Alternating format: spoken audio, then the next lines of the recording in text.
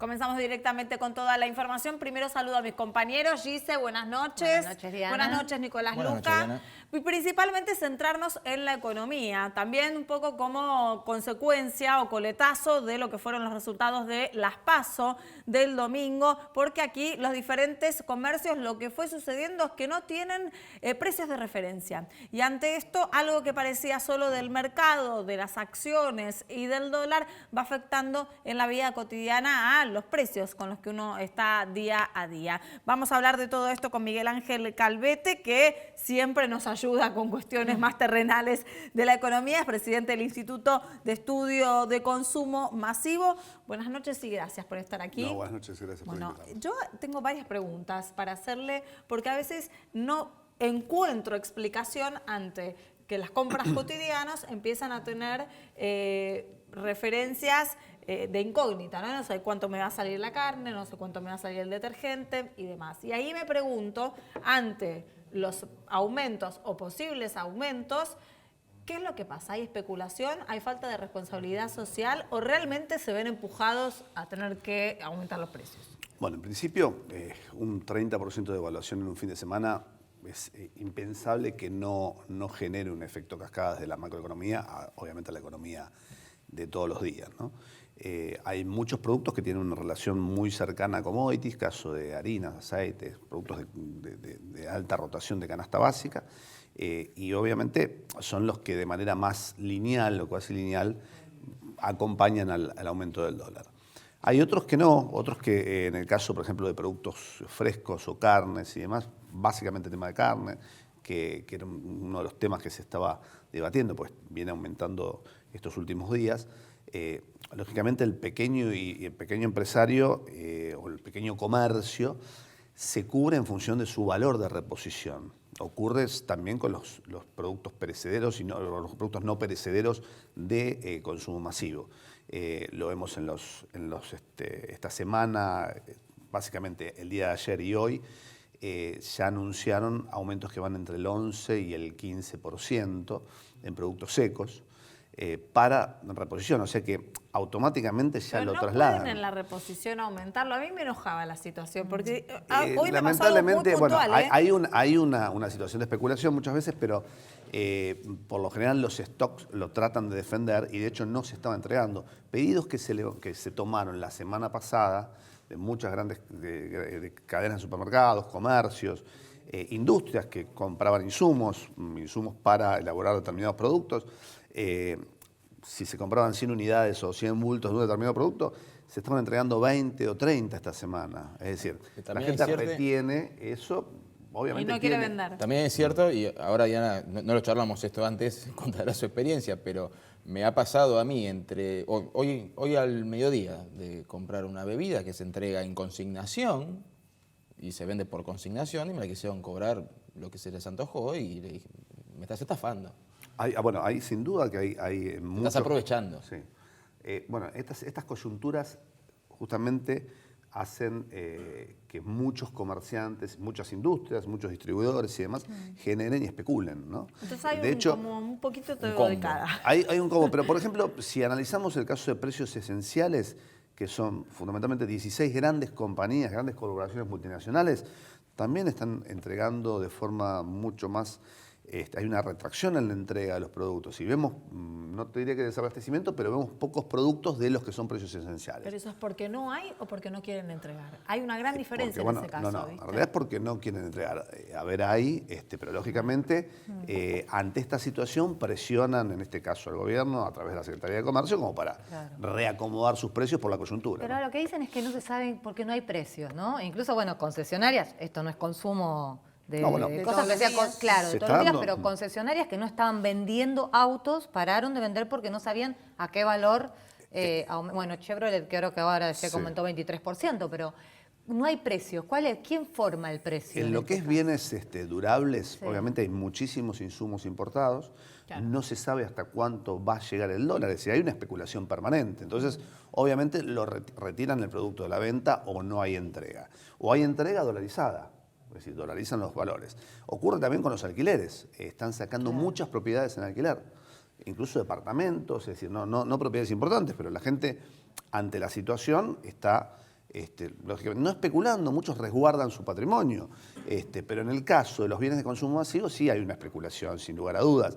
Ahora, si analizamos, por ejemplo, insumos como hojalata para enlatados, envases larga vida, que es transversal a toda la industria de la alimentación, vidrio, cartón y demás, están todos dolarizados.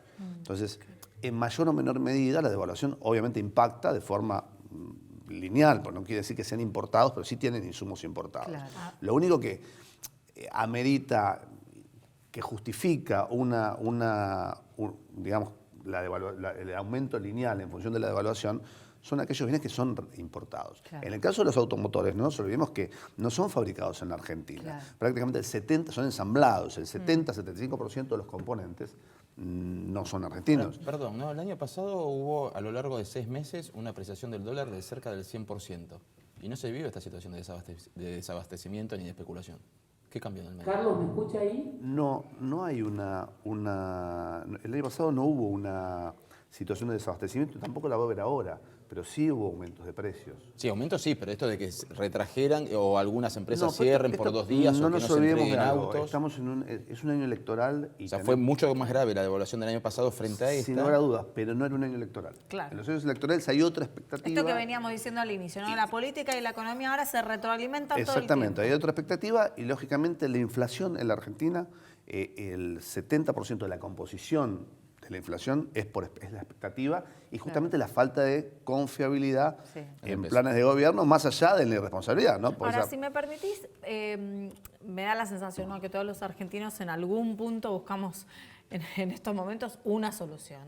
¿Cómo llegamos, no te digo a una solución completa, pero a paliar un poco este descalabro de precios reales que vamos teniendo? Porque él fue a comprar la bebida y se la quisieron cobrar a cualquier precio, porque yo tenía un pedido en la carnicería y resulta que me dijeron, si no lo venís a buscar hoy, mañana se aumenta el precio.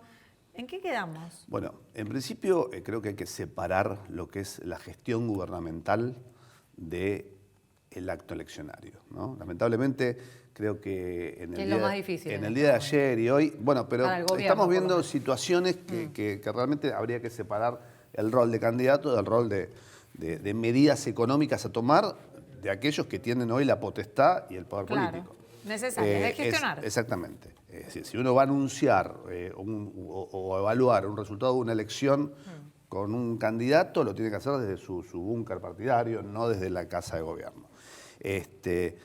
Más allá de que esté todo mezclado, y lamentablemente los argentinos tenemos esa costumbre, ¿no?, de mezclar todo, pero no es lo más prolijo ni lo más correcto. Ahora, sí el gobierno tiene que tomar medidas de intervención en el buen sentido, ¿no? Es una intervención sobre todo en determinados productos y lógicamente, más allá de que sean interpretadas o no como medidas electoralistas, tiene herramientas como decreto de necesidad de urgencia para determinados sectores que hoy realmente, caso de las pymes, caso de jubilados, caso del tema de tributarios, AFIP, que hoy es prácticamente más de un 65% de pymes están o en procedimiento preventivo de crisis o en procesos preconcursales o directamente quiebran y pasan la informalidad, es decir, de la formalidad a la informalidad, que eso es mucho más grave todavía. Entonces, creo que hay que tomar muchas medidas respecto a eso y obviamente generar una mesa de consenso con los 3 potenciales candidatos que... Pero hay un pequeño dilema y es que muchas de las medidas que se reclaman se necesita del Congreso. El Congreso también especula políticamente. Claro. Y por otro lado, sentarse a dialogar con alguien que propone un modelo económico totalmente distinto al tuyo, cuando todavía te restan 6 meses de gobierno, es complicado. Y cuando todavía no sabes quién ganó la elección, porque todavía la elección no pasó. De hecho, hoy hay candidatos, no hay un... Por eso. Ahora, el gobierno va a presentar mañana, ¿no?, una batería de medidas. Vamos a ver si eso alcanza o no, porque el problema es que en medio de la incertidumbre que genera la competencia electoral, vamos a ver qué pasa. ¿Usted cree que puede haber riesgo de hiperinflación? Si no se logra consensuar con determinados actores de la industria y canales de comercialización, y justamente los actores de la política, sí puede haber un riesgo latente de hiperinflación. De hecho, esta corrida del dólar no es normal. El problema que tenemos en Argentina es que naturalizamos todo. Un Sí. 30% de devaluación en un fin de semana en cualquier país del mundo es poco Una menos que hecatombe. es un apocalipsis Sí. económico. Bueno, acá más o menos. Sí, no, pero es como que decimos, sí, bueno, es un 30%.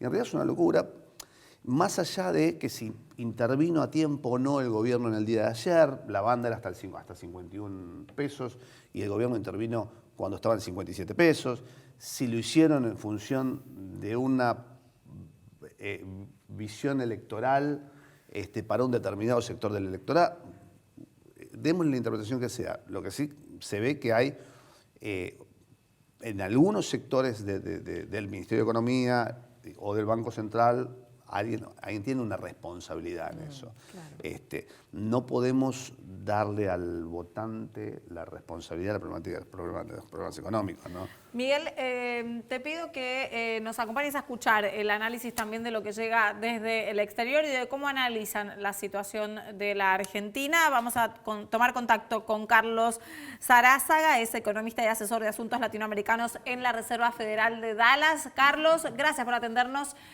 aquí, bueno, de noche por Buenos Aires, esperando ver ustedes, desde ahí, cómo se analiza el caso de la Argentina, la economía y la política en estas últimas 48 horas. Bueno, son 48 horas que reflejan 48 años de muy poca credibilidad. Lo que se ve acá es que la Argentina tiene un problema muy serio de credibilidad que básicamente la administración saliente, o lo que parecía ser la administración saliente, no pudo resolver. Y de alguna manera la herencia que recibió, paradójicamente, le va a caer aparentemente a los mismos que la dejaron y que son responsables en gran parte de la falta de credibilidad de la Argentina. ¿Cómo se va a resolver eso?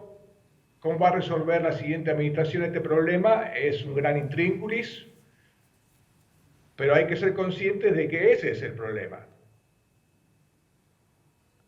Bueno, habría que evaluar entonces, sí, Carlos, lo que me refería ahora es empezar a evaluar cuáles son las cuestiones que se manejan desde afuera, si realmente toman posición en cuanto a una fuerza política u a otra. No, obviamente acá no hay ninguna visión de que es una fuerza política o la otra, porque hace 70 años que la Argentina está en este sendero de decadencia y, bueno, como decía, devaluaciones del 30% en una semana son moneda corriente y básicamente el gran peligro es que la Argentina se convierta en otra Venezuela. Sí, Carlos, Giselle Rumo lo saluda. ¿Cómo está? Justamente los mercados reaccionaron así por la falta de credibilidad que tienen ya del gobierno, porque al gobierno se le acabó el tiempo, o porque temen, como usted está diciendo, que venga un gobierno populista como el del kirchnerismo. No, obviamente que está existe el temor de que venga un gobierno que alardeó de no pagarle a los inversores extranjeros, de aislarse del mundo, de tener una visión de que la Argentina se puede arreglar sola. Y bueno, no es temor justamente a lo que hizo este gobierno. Básicamente lo que este gobierno no pudo hacer fue superar el problema de credibilidad que heredó. Y como le decía, paradójicamente ahora los gobiernos que han sido responsables de esta situación van a heredarla y va a ser interesante ver cómo la resuelven. Ahora, usted, conociendo un poco el mercado a nivel internacional y también el mercado en la Argentina particularmente, ¿cree que esto puede, llevándolo un poco más allá de la economía, cree que toda esta situación económica puede llegar a revertir un poco los resultados políticos? La situación económica es una expresión de la situación política, o sea que va a ser difícil que se revierta porque fue una victoria muy aplastante de la oposición. Y como le decía, el problema que tuvo esta administración de entrada fue de que apostó a que iban a llover las inversiones y que con este crecimiento íbamos a salir de todos los problemas, sin tener en cuenta que las inversiones no iban a venir justamente porque temían que se produciera este resultado. Sarasaga, buenas noches. Nicolás Luca lo saluda. Hace instantes el Financial Times publicó una nota que empezó a correr como que el Financial Times también le pegaba a la política económica del gobierno, pero yendo a la letra chica, la nota está firmada por Héctor Torres, que es el delegado argentino ante el FMI, que cumplió ese rol durante el 2004-2008 y desde el 2016 hasta poco tiempo atrás. Él responsabiliza directamente al gobierno de Macri por la corrida cambiaria de los últimos días y por la situación actual, por cuestiones que tienen que ver con la, no me sale ahora la palabra que utilizó puntualmente, pero previsibilidad. ¿Usted qué opinión le merece que se den a conocer este tipo de datos? Más que nada por la firma, ¿no? Porque el mercado ve esa firma y se encuentra con quién lo está diciendo y se puede darle un gran voto a favor, ¿no? Lo primero, lo más importante sería entender que hay que restaurar la democracia en la Argentina y eso significa dejar que terminar el gobierno democrático su mandato cuando le corresponde, aceptar los resultados del electorado y después nuevamente decir, bueno, por lo menos hemos demostrado que se puede terminar un gobierno electo en su mandato. Sería un primer paso en restablecer la credibilidad de las instituciones, pero nuevamente el problema va a ser que este gobierno de entrada pecó de optimismo, pensando, sin darse cuenta, que los inversores extranjeros apenas ganó con un margen muy estrecho, sin mayoría parlamentaria, se preguntaban quién iba a estar a cargo del gobierno 4 años después.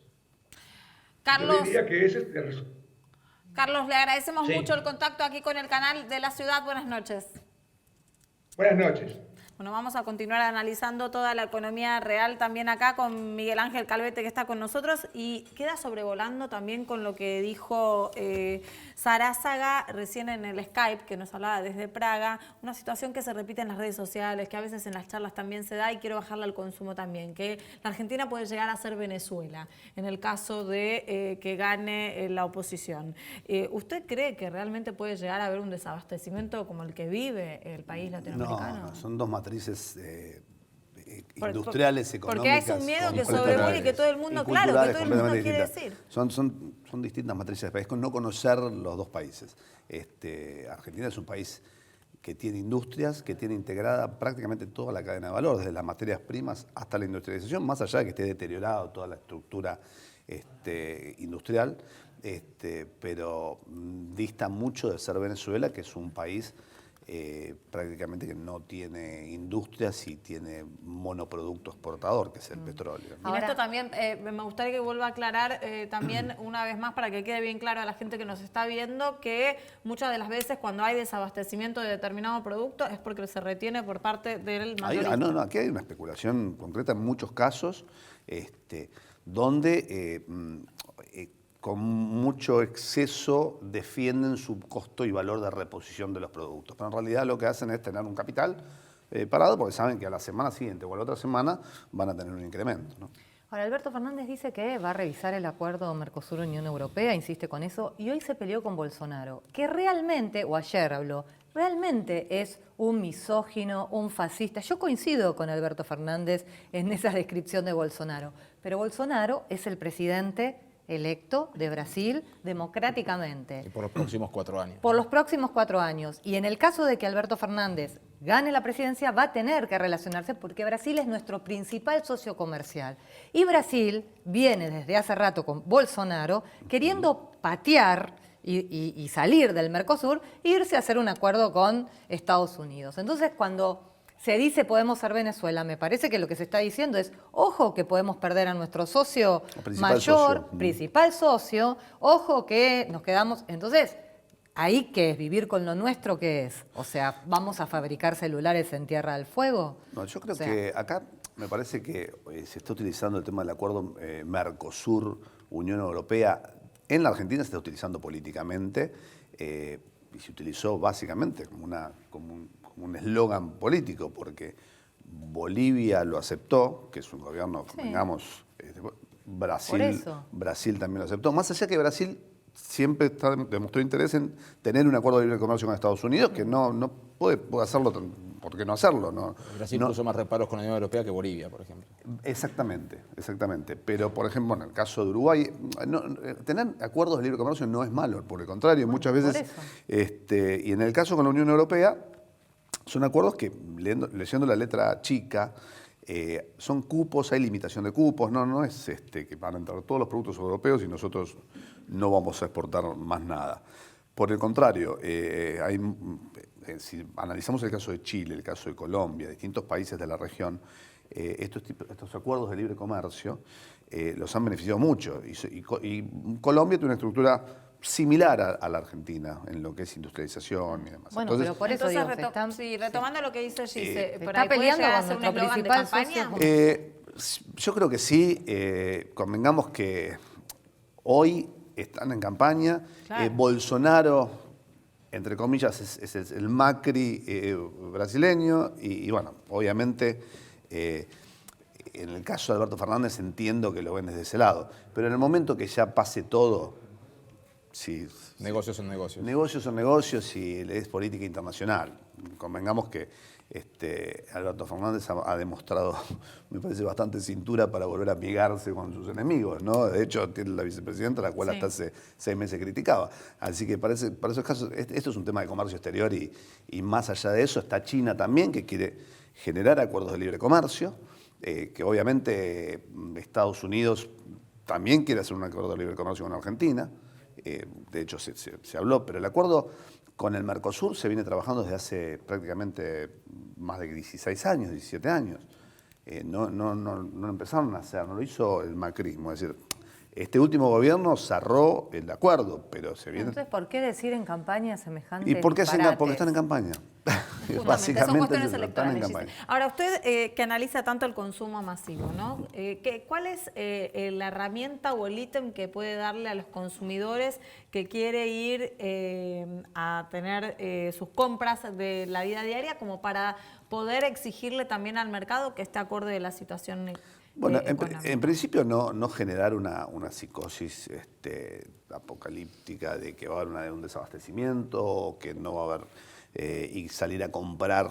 Primero, la gente hoy compra por reposición y no por estoqueo, sencillamente porque no tiene disponibilidad. Y la disponibilidad que tiene la utiliza por lo general para pagar compromisos, deudas de tarjeta y demás, que sabemos que las tasas superan el 80, 90, al 100% en el caso de algunos bancos. Pero aquellos que quieran, obviamente, hacer rendir más su salario, su ingreso, bueno, hay herramientas hoy que pueden utilizar. El caso de las tarjetas de crédito, con algunas promociones. Hay que destacar que esta semana los bancos, tanto bancos como supermercados, sacaron todas las promociones, que eso es otro de los temas, consecuencia de la incertidumbre, ¿no? De la falta de confianza.